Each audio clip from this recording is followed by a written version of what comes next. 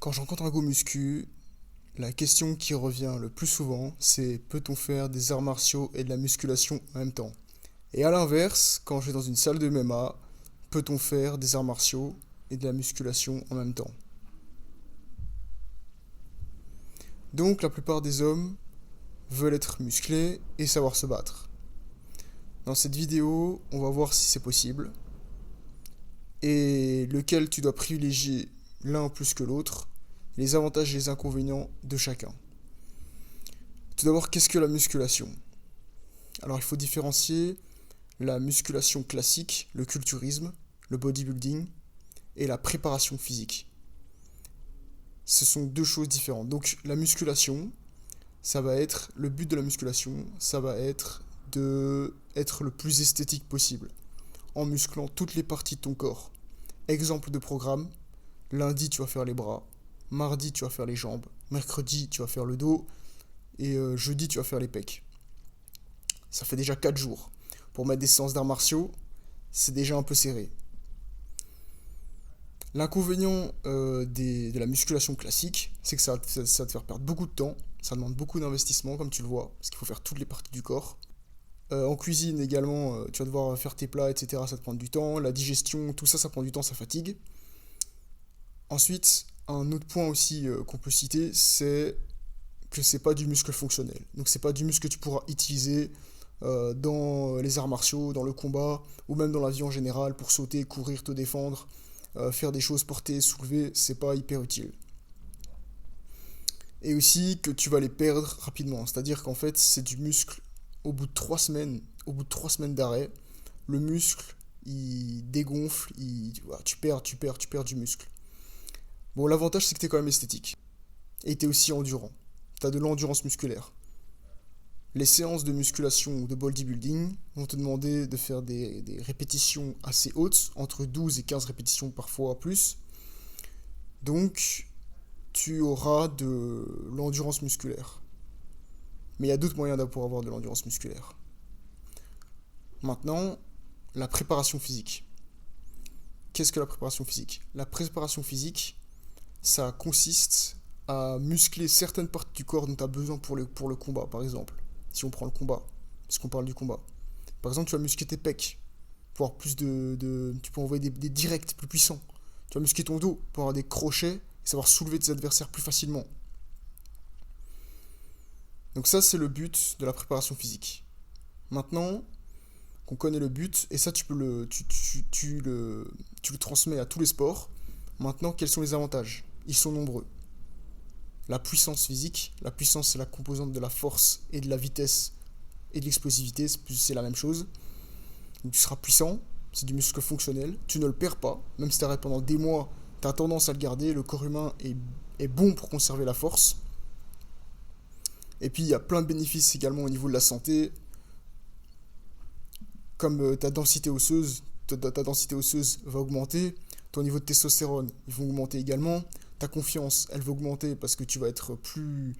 C'est des entraînements un peu plus intenses, donc tu seras plus solide mentalement. Maintenant, quels sont les inconvénients? Alors, les inconvénients, c'est que c'est un peu plus lent, mais il y a des manières de contrer un peu ça, en faisant des arts martiaux par exemple, en faisant plus de séances. Et en réalité, il n'y en a pas beaucoup. Il n'y en a pas beaucoup puisque tu vas construire du muscle fonctionnel qui ne partira jamais. Tu perdras moins de temps, tu perds même moins de temps en cuisine, tu es moins fatigué parce que tu manges quand même moins. Donc ça demande quand même moins d'investissement, moins de temps. Maintenant qu'on a fait les avantages et les inconvénients, on va passer aux arts martiaux. Alors les arts martiaux, qu'est-ce que c'est? Alors les arts martiaux, c'est simplement des systèmes de défense qui consistent à te faire survivre ou à pouvoir combattre, tuer ou gagner des combats dans des situations problématiques, comme pendant une guerre par exemple. Donc ça c'est spécifiquement ce que sont les arts martiaux. Et donc le but, je viens de te le donner. Quels sont maintenant les avantages des arts martiaux? Alors ils sont vraiment nombreux. Alors ça va te donner du cardio, ça va te donner de l'explosivité, ça va te donner de la coordination, tu auras une meilleure coordination. Tu seras mieux coordonner tes mouvements, en plus de évidemment savoir te défendre. plus de confiance aussi, plus de confiance, plus de résilience, plus de force mentale, plus discipliné aussi, plus solide, et tu seras plus agressif. Ça va travailler ton agressivité.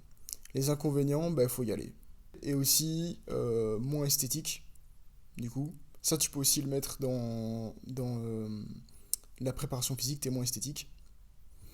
Mais en réalité, tu peux quand même l'être. On le voit très bien avec des combattants comme Francis Ngannou ou Kamaru Usman qui sont quand même esthétiques. Même si c'est pas le but recherché. Maintenant, est-ce que tu dois en privilégier un plus que l'autre? Évidemment que oui. Tu dois privilégier les arts martiaux. Privilégier les arts martiaux parce que tous les avantages que je t'ai donnés de la musculation, tu vas les retrouver en fait dans les arts martiaux. Donc privilégier les arts martiaux. Maintenant, est-ce que tu dois choisir entre le bodybuilding et la préparation physique? C'est simple. Tu ne pourras pas faire les deux. Tu ne pourras pas être esthétique, être à fond dans l'esthétisme et en même temps à fond dans les arts martiaux. C'est soit tu sais te défendre, tu as confiance en toi, tu as du mental, tu es solide, soit tu es juste esthétique, tu es juste beau. Soit tu fais de la préparation physique à côté qui potentiellement peut te rendre esthétique.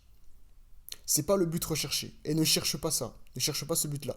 Cherche à être efficace. Cherche à avoir des pecs pour frapper plus fort avec tes directs. Un dos plus massif pour avoir des plus gros crochets. Des jambes massives pour pouvoir courir plus vite, sauter, être plus explosif. Un cou solide pour pouvoir encaisser les frappes de l'adversaire. Et des trapèzes massifs également pour pouvoir frapper fort et encaisser les frappes de l'adversaire. On peut également citer les avant-bras. Tu peux travailler tes avant-bras aussi. Travaille tes avant-bras, ça va te donner une prise plus puissante pour les phases de grappling et de boxe, et même de lutte. Donc, fais des arts martiaux et fais de la musculation, préparation physique. Tu perdras moins de temps, tu seras plus fort mentalement, plus discipliné, plus cadré, plus structuré, plus résilient.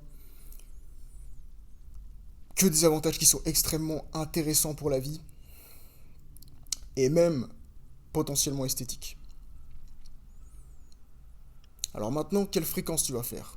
Alors, fréquence pour les arts martiaux.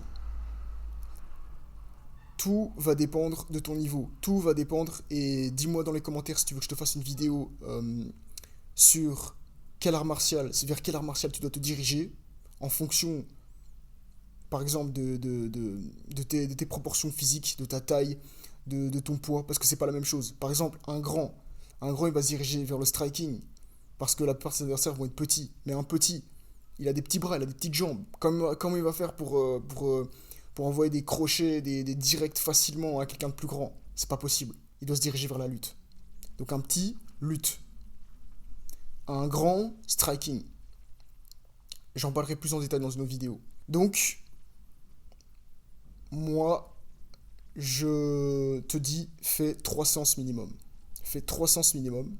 Et puis fais 2 séances de musculation. 2 séances de musculation, c'est suffisant. Tu mets des mouvements composés dedans.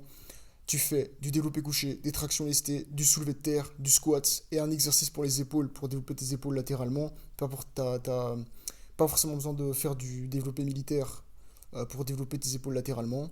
Et puis tu peux rajouter un exercice pour tes avant-bras ou un exercice pour tes épaules, pour tes abdos. Tout dépend de ton niveau d'avancée. Si tu es avancé en musculation, alors fais les avant-bras. Fais les avant-bras et les abdos. Soit tu les fais en matin, tu les fais le matin en routine. Moi, c'est ce que je fais. Le matin, en routine, je fais les abdos.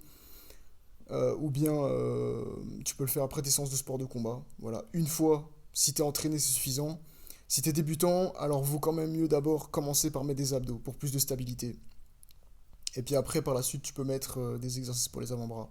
Donc tu vas être à 3 séances minimum pour les arts martiaux. Par exemple, t'es petit, tu vas faire 3 séances de lutte. Tu vas commencer par faire 3 séances de lutte. Et puis tu vas faire 2 séances de musculation. Et là, tu vas être hyper puissant. Et musclé. Et aussi esthétique. Pour conclure,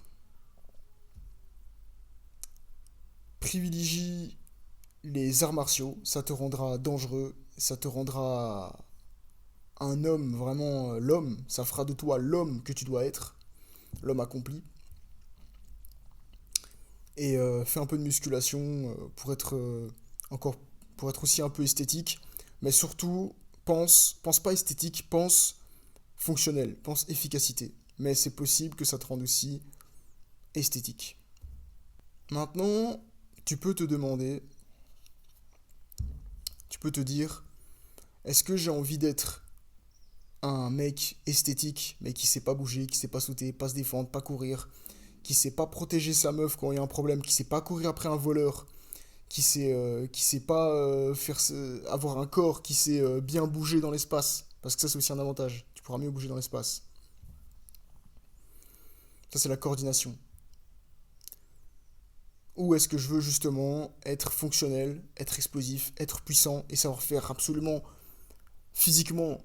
Ou est-ce que je veux être capable, ou est-ce que je veux être capable de faire tout ce que je veux physiquement dans cette vie? Est-ce que je veux avoir le corps qu'il me faut pour affronter cette vie? Ou je veux juste être beau?